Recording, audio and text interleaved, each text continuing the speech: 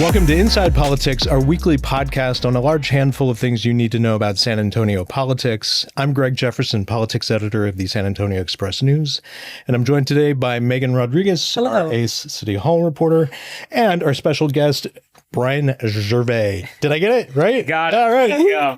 Not great with the French names. He is a director of UTSA's Center for Public Opinion Research. Welcome. Happy New Year. Thanks for having me back. Thanks so much for being here. We're really curious, when is your next poll going to be coming out, actually? That's always a big question. We're definitely going to have some public polling out this semester. It's probably going to be later on. I don't foresee us having something ahead of the primary. Oh, so you're not doing a Most Democrat- likely not, or at least I'm not going to promise it, Okay. right? It's really just, has to do with the number of projects we have. First quarter of the year, where our priorities are, and, we've got our hands full, which is a good thing, right? It's a good thing to be busy. But we probably won't get out that public poll before the primary, just because it's... Does that hurt you? I'm curious, right? I'm curious like everybody else, the big county judge race. But I also think... it's really important for us. I mean, we've got a principle, we've got a policy. We want to make sure it gets out before early voting starts, which I think is like mid-February, the 17th or something like that. And so can we get it out before that, get the analysis done, all of that before that time with everything else we have? And the question is, okay, well, let's not promise that, right? If we get some stuff done and we got some time to get it in and do a high quality poll, then we will. But, I don't think that's... So you make that decision on the fly. Yeah, if we get through some of this stuff quicker than we foresee, and we're like, all right, we've got a couple weeks, we can get this done and get it released ahead of early voting, then we will, right? Yeah. I don't like the idea of doing it, releasing poll results after people have already, put out votes, after they've already voted. It would be weird. Beside the point. Yeah, exactly. I'm not sure anybody would care at that it's point. Less ethical, all that stuff. Yeah. Less ethical. Why? Well, I would say that, the closer you get to election day, and you're putting out new information there, the more it seems like now you are less giving information for voters to make a decision. And now you're trying to influence or sort of, put weights on the scale, so to speak. And so I like to say we need results at least a week before early voting. It gets voters time to look over the results, think about things. Other people can comment on it, critique it, whatever, right? But, releasing stuff after votes have been cast as we get closer to election day, it's just not good practice. Yeah, that makes sense. We are still definitely really interested in kind of talking a bit about that judges race that you kind of mentioned there. So for listeners, as a reminder, we've got former Mayor Ron Nirenberg, who is challenging the incumbent Judge Peter Sakai for Bexar County. There's also a conservative activist running as a Republican, Mr. Peter Van Dolen. But kind of zeroing in on the Democratic primary. Where it's actually, where it's competitive. I'm trying to remember how each of them kind of performed in their kind of polling the last time around when you were checking in with voters to see what they thought of each of them. Can you tell us a little bit about it? Right. So we had approval numbers for Sakai last time we did it in October. We didn't have Nirenberg was gone by that point. Right. So we had Mayor Jones approval numbers. We did have I don't think we actually released this data, but we did do a feeling thermometer score for Nirenberg. We do this for some public officials. We don't always release it. So we had asked people on a scale of 0 to 100, how warmly do you feel? And the mayor, has always done very well in approval ratings and in the feeling thermometer scores. Among Democrats, I think in our October 25 poll, he was, is sort of 75, was the average feeling thermometer score at a 0 to 100, which is really good. Did you put Peter Sakai? We didn't have Sakai. We had some other officials. We didn't have Sakai. We had his approval numbers there. With approval numbers, he's always been he hasn't been underwater in terms of it's always but there's always been a good deal of folks that aren't sure, right? So his Sakai's in your October poll, I think Sakai was about 37% approval rating. Yeah. Which sounds not great. Right. Put that in context for us. But then what is it? What does that not tell us about that question? Well, you look at the percentage of folks that disapprove of them. It's usually about 10 to 11% total, right? Yeah, so you say more folks approve than disapprove, but the name recognition hasn't always been there. And for Judge Sakai, lots of people choose a middle category, a neutral category. Say they don't know how they feel, or they haven't made their mind up, or they've never heard of this person. His name recognition has, obviously, or, as we'd expect, has improved over time since we first started asking. He's still he's trailed, Mayor Nirenberg in every poll we did in terms of name recognition, but it has improved. Right. So, I would say that there isn't necessarily lots of folks who disapprove of the job that Judge Sakai is doing by any means. There's lots of people just aren't really sure. Right. And that goes, I think, with the county judge position, right? Which is a very important executive position, but not one that tons of voters really are familiar with. It's not super high profile in the same way that the mayor is. Yeah. And, one thing that struck me about the October poll results was particularly when you look at Mayor Gina Ortiz-Jones' numbers compared to Peter Sakai's. Yeah.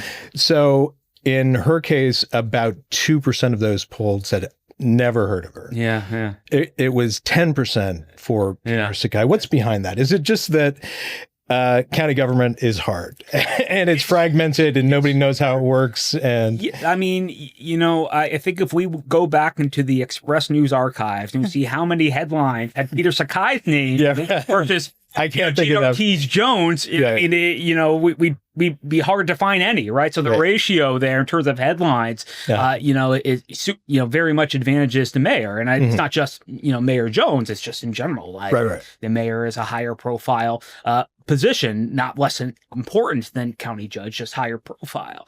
And so, I think that's one big factor. And then there's also, I think a lot of it comes down to personality too, and what both of these types, the types of politicians that they are, the types of things that they do, and the fact that, the prior positions that they held. Remember, Mayor Jones, before she became mayor, had, a couple of very high profile congressional races locally.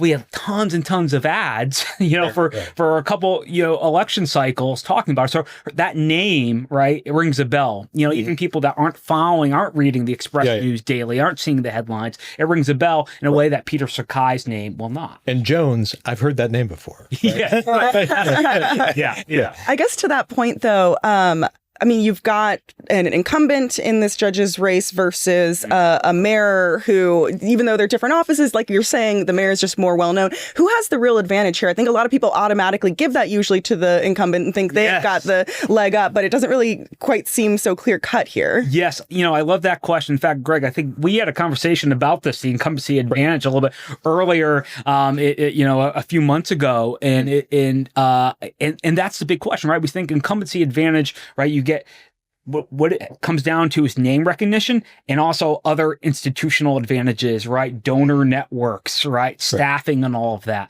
It's not really clear, right, if that incumbency advantage applies in this case, because we know that, Mayor Nirenberg, former Mayor Nirenberg, has more name recognition than Judge Sakai has, and in recent history. Mayor Nirenberg, has donor networks as well. Yes, there's a cap on how much he could raise when running for mayor.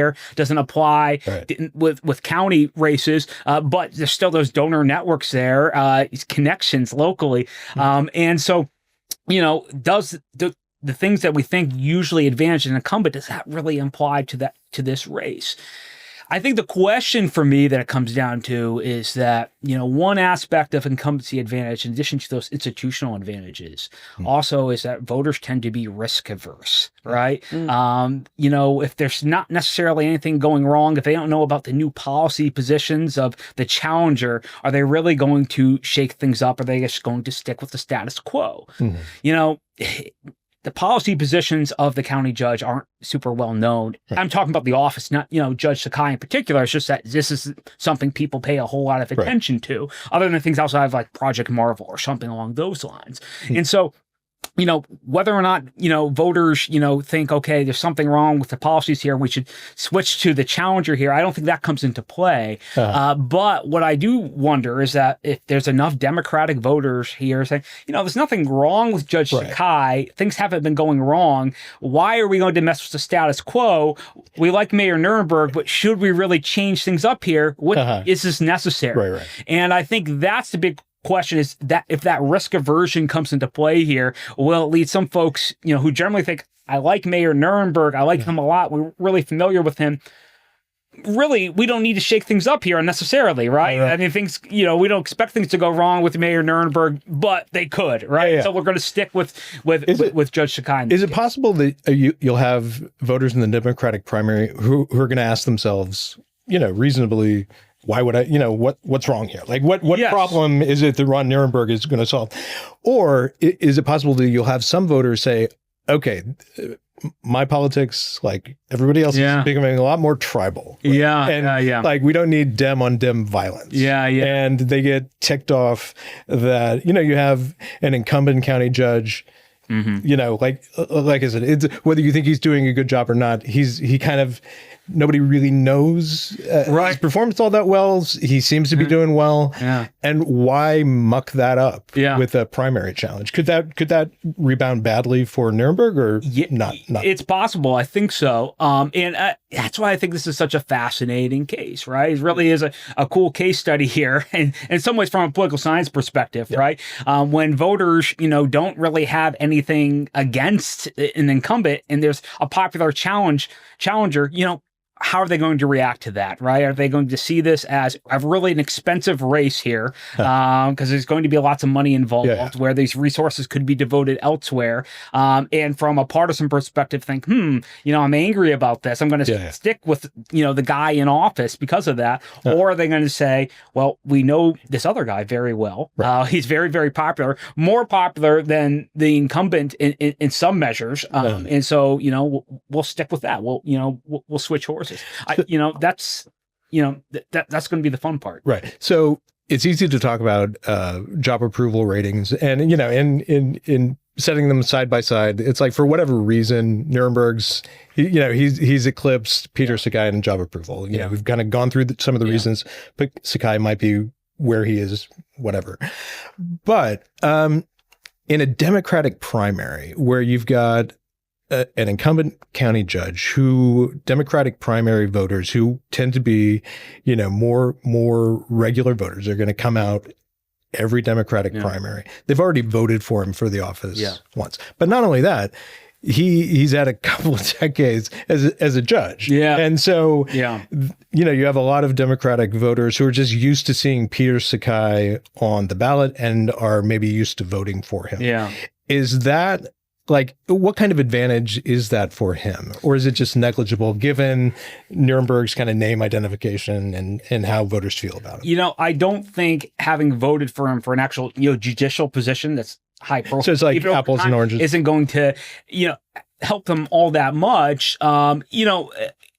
Think about it this way. I mean, for some of those years, right, we still, we could still do party line voting too, right? So how many times did people even look at the, look at the name and even look at the individual races before, even aware of the fact that he ran for those races. And again, I think, if our, polling, data, can be taken into consideration here. It's like, well, there really isn't a lot of name identity that he's received from all those decades of experience previously as a judge.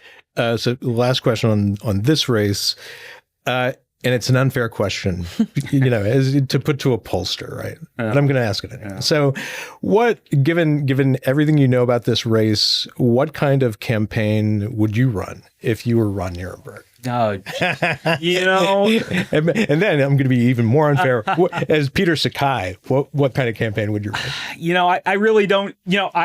Having never run a campaign before, right? I really can't say. And obviously, they know much more what they are doing than I do. So I don't think I could suggest too much too much there, but I don't expect this to be a really nasty, dirty campaign either. I don't think that's. I'd be very, very surprised. I mean, it might get that, but I mean, they've worked together. They've had a great working relationship, but previously or a decent one for as far as we can tell. I'd be very surprised if this becomes sort of a real uncivil affair. I hope from a small d Democratic perspective, this is really focused much more on policy differences that we can kind of get a sense of where they differ on policy, in a few cases, and not so much based on personality or things along those lines. Yeah, and neither one really seems like a brawler. No, they're more like tickle fighters. Sure. So I want to spend just a couple of minutes on Mayor Gina Ortiz-Jones, because her job approval in your October poll was I don't know if it was a surprise, but it wasn't great. And I'm trying to I wrote it down because my memory is terrible. About 25% approval, 26% disapproval. Now your polling center is relatively new, so you've not done a new mayor before. But I mean, put that in context for us. Is that not surprising for a mayor who is still establishing herself in office? Because this would have been less than 6 months after her election. Yeah. I think the mayor has, early on staked out lots of positions and, and gotten into, conflicts that has been high profile. And I think some of that probably is informing, folks, approval of her, also I think, when we did our, first poll that actually had approval numbers, remember this was in, we did very, very early October. We're in the middle of Project Marvel there. Right. Yeah. I always wondered, how much is, Project Marvel influencing approval of Jones versus how much is, people's backing of Jones influencing their positions at Project Marvel. And it's really hard, to work that out, what sort of is driving what here. Is there some sort of reciprocal effect here as well?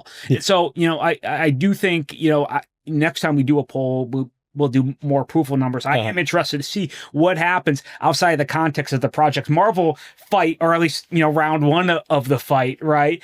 Do we see things change a little bit, right? Or is that sort of just, a moment in time where in the midst of this Project Marvel, sort of battle, and she's staked out a position there, maybe, some voters didn't like. And once that sort of fades from memory, do we see something, the numbers look a little bit different there too? I mean, kind of to that point, the Project Marvel issue wasn't the only thing that, it was like there were a few like kind of high profile losing votes that she had. And at the very end of the year, she had a win, though. She was able to convince her colleagues to move elections from May to November of odd-numbered years. But I always kind of wonder, like, what it seems like interesting to me as a reporter versus to people who maybe don't get lost in the insider baseball. So I guess from your perspective, what are like the big issues that you could see like actually influencing something like approval rating? Like, does that win, do some of those smaller losses matter to people? I imagine those who are paying attention, right, who care about local politics, and again, those are the folks that came out, right? Like, we are the bubble, right? Exactly. You're right. I mean, does your average voter know about CCRs or the process? Probably not, right? And the mayor lost, the CCR battle there. Do voters think, oh man, that's a real loss? No, but what they do take away from the headlines, like the mayor, got into a fight. Her battle with some of her, council colleagues here, and did not prevail, and was criticized, right, by a lot of council people, right? And I think that's the sort of takeaway from some of those early battles, is that when the mayor's getting into battles, these fights with council people, and not winning, this sort of informs some of our perspective here, right? She gets what a victory towards the end of the year. Was it 6-5 or 7-4? 6-5. It was 6-5. Moving to November, odd number years for elections and stuff. Maybe this is the start of a trend where, start getting, she's part of winning coalitions on the council and gets some policy victories. And, that will lead to, changes in approval ratings. Yeah. They're not static. We wouldn't expect them to be static. I think the dynamic between the mayor and council people will certainly change. This is going to be, I believe, the longest mayoral term in San Antonio history, right? 4.5 years, right? Very unique. You got a bonus 6 months. Going to be the only one at 4.5 years, right? And so a lot can happen between now and then, right? And I expect it will. Yeah. Now, so early, you'd mentioned Project Marvel, and like in some ways, it kind of defined her first 6 months, and that's because you had this very large fight over the non-binding term sheet for public financing for a Spurs arena. This came up in July, carried over through August, and became just really intense. She led what turned out to be a losing fight to slow this down. To put off a vote. A council majority said, no, we've got an election coming up for the county venue tax to pay for part of the, no, we're just going to go ahead and do this. How that, like her job approval number was not, as we said, 25%, not great, 26% opposed. Yet, if you look at those, and this kind of gets to what you were referring to earlier, you had, I think it was 45%. It was a plurality. I believe it was against public financing in the November election. So in other words, a lot of voters were kind of in her camp, but that wasn't really reflected in her numbers. So is there any way to explain that? Or is it just, there's a lot going on in a mayor's office it's a big position, and it's not just Project Marvel and the Spurs. I don't have the exact numbers off the top of my head, but when we got our initial data, we did look at how much correlation there was between the mayor's approval and support for Prop B in particular.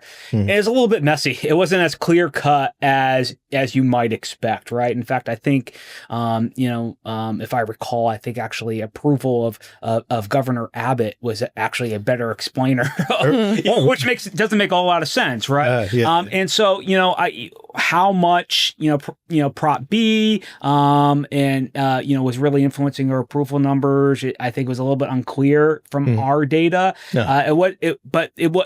I think the one big takeaway is that you couldn't predict necessarily folks' position on Prop B based solely on approval of Mayor Jones, right, or vice versa. So to move on to the Spurs arena and Project Marvel. You were pretty close. Actually, your polling center was you had Project Marvel. You had, I believe it was losing by plurality of 46%, something like that. It was within the margin of error, really close. right? So, within the margin this passed by 52%. So I suppose it was right in that ballpark. It's the one thing I always try to emphasize, right? Polls, especially with things like this, are they're not forecasts, right? I mean, I think our poll, we're in the field from October 1st through 3rd. And, at the time we tried to emphasize, look, there's a campaign ramping up, I think they spent $7 million or something, right? $7 million. Yeah, at least $7 million, more than that, right? And that things could really change. So I think our results suggested this is going to be tight. But things can very much change, and I expect that the money that was spent the campaign had an influence, right, in the results and ekes by and stuff. But the one dynamic that did sort of hold true in our poll, and the actual results was that Prop A was running ahead. I think our poll had Prop A running ahead of Prop B by 4 points, and that ended up being true, right? Prop A ran ahead of 4 points of Prop B. Your results were really pretty good. Yeah. Well, thank you. Now, so going forward, because the issue of public financing for a Spurs arena, this is not done. Like we have, you now have, we know what the county's part is. The voters gave the county permission to send, visitor tax revenue to the arena. That's fine. The Spurs County And the city, though, have to work out a whole series of agreements, including a major lease agreement. Yeah.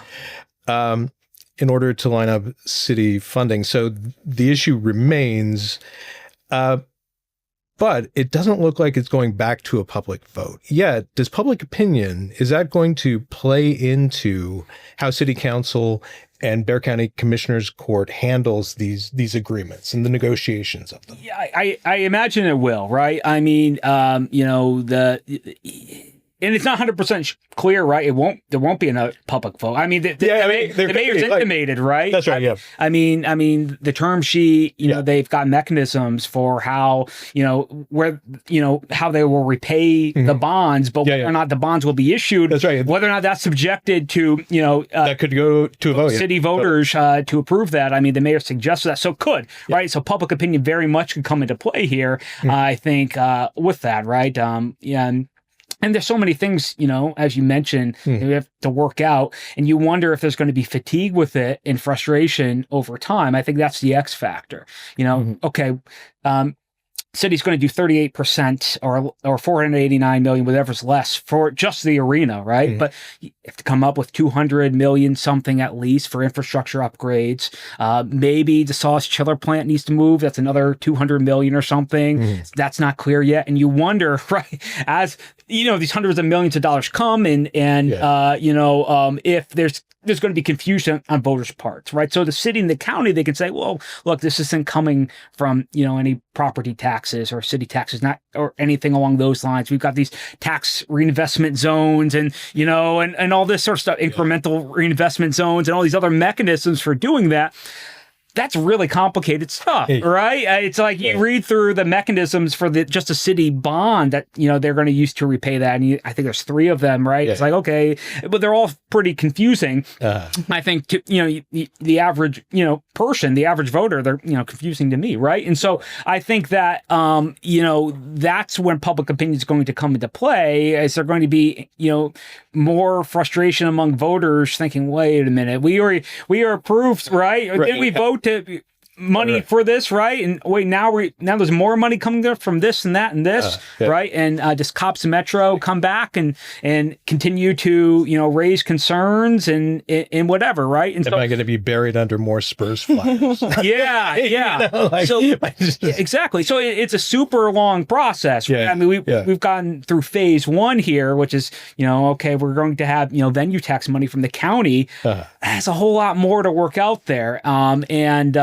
I think there is a chance the public gets frustrated and I don't expect this deal to fall through, but I do think that it is going to affect negotiations moving forward. Kind of going on from there though, because again, it's like kind of up in the air whether or not there will be more votes or not, but a lot of this will just kind of be in the hands of elected officials, not kind of outside of the purview of what the public can really have a real say in. I guess, is there any possibility that people just feel like this fight is lost at this point? Like a vote has been done.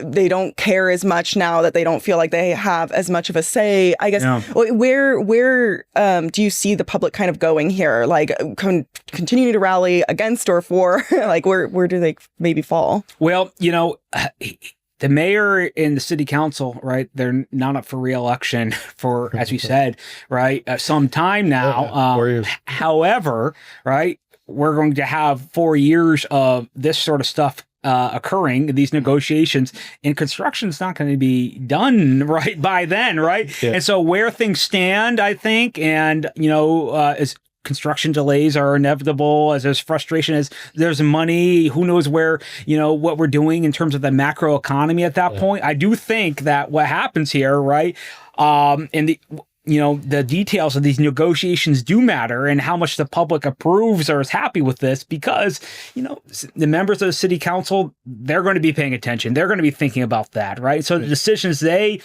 opt to do, they don't want voters to be unhappy with the final result, right? They don't want this to come back and bite them. And so I do think that public opinion is going to play a role in shaping these negotiations, just because elected officials don't want the public to be unhappy. And the timeline timeline, right, for how Project Marvel is going to be, not going to be done tomorrow. It's not going to be done next year, right? It's going to be done as these folks are getting ready for re-election. Oh yeah, they're getting ready for re-election right when all of the street projects around the Project Marvel kick in, and there's gridlock downtown. And you got candidates raising hell. Man, that's going to be Now, it seems like in your polling, and I'm not thinking just about the October poll, but the previous one, it seems like respondents were kind of, San Antonians were making up their minds about Project Marvel, not just the Spurs arena, but everything around it, like an expanded convention center, an upgraded Alamo Dome, new convention center hotel. It seems like, if I'm remembering correctly, they were not big fans at all. And in this last poll, you had 45% in support of Project Marvel and 48 against. And I think that was a shift, right? Yeah, we keep using these terms like lukewarm, and tepid. Right. I'm tired of using those terms. That seems to be where it is, right? It's not a huge majority against it. There's not a huge majority for it. It's sort of right in the middle. Shifts a few points here and there, depending. So you haven't seen a big shift. No, it's I wouldn't say I hated it 6 months ago. Now I'm like, I think we have one sort of outlier. I think it was our April 25 poll, where it's the first time we saw things for Project Marvel, Spurs Arena, and also the new Mission Stadium. First time we really saw a slight dip in support, where it was underwater and stuff. That could have just been a sort of momentary thing, right, in the context of that point in time and stuff. But, for the most part, I mean, these numbers, they've been very similar over time, no matter how we ask about Project Marvel, whether or not we're getting to specifics, talking about the Spurs Arena in particular. Also, very different samples, because we're talking about different electorates, because, we've had stuff in federal elections, mayoral elections, and then we had, the most recent November election, right, which is different as well. And so our samples look different as well, between all these polls too, right? And yet we've seen a lot of consistency, in terms of just, not, people are like, in general, the public, I think, not enthusiastic, but not really, against it as well. Now, that said, on both sides, you've got people that are very gung-ho, right, for Project Marvel and New Spurs Arena, and people who are very much resistant as well and stuff. And I think that sort of gets missed when we're just looking at these results, where it's like 45% approval and disapproval, and that within those, broad bases, there are people that are very much in favor of this and very much against it as well. Yeah. All right. So you've been very generous with your time, so we're going to let you go. But first, this is another, it's a fair question. Totally fair. You can answer this either as an academic or as just a human being. What is the big race you're really wanting to see this year? Oh, geez. I mean, there's so many, right? We talk about the primary races and then the general election races. I think I'm curious about the Attorney General's race. The Texas Attorney General's race. I'm very curious about Chip Roy throwing his hat in, running for Republican nomination for Attorney General. So now CD 21, Congressional District 21, is now open here. And so what happens to the Republican primary is probably going to determine who wins that district. So I'm curious, about that race. And of course, all the, lots of the local races. I'm very curious about the county judge, race as well. The primary that race and stuff. Study for you, actually. And I mean, I guess we're very lucky. I guess for those of us who care about elections, we got so many high profile races in Texas because we got the gubernatorial race, but then we've also got a Senate race around. Yeah, I mean, that's where the action is. Yeah, and that's going to. I mean, and Senate race, right? We have two really good primary battles on both Democratic and Republican. Oh yeah. And I think that's probably the one I'm going to be paying the most attention to, in terms of statewide races, right? Both the Democratic and Republican primary. You can't lose with Cornyn versus Cornyn versus Paxton, right? And Crockett versus Tallarico. I think both of those are very, very interesting races. And so, I'm curious to see what happens there as well. All right. Well, thank you we'll just say you helped us usher in the new year, and I appreciate it. So happy to do it. Thanks a lot. So thank you very much.